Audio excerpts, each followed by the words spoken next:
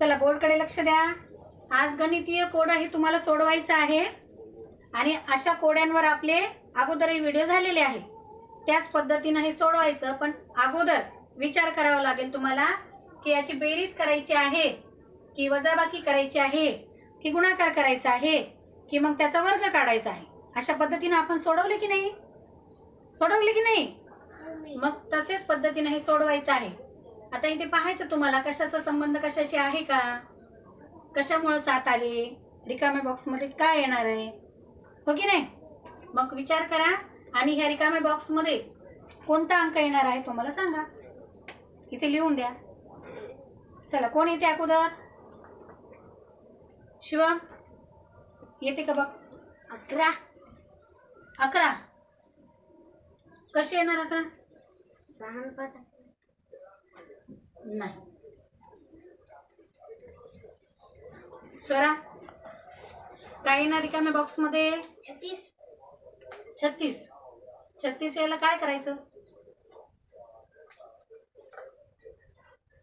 काय केलं? गुणाकार केला? नाही. येते कुणाला?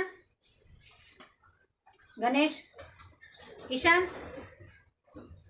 काय येणार रिकाम्या बॉक्स मध्ये? 30. 30. 30 कसे येणार? 6 पंचे 30 नाही.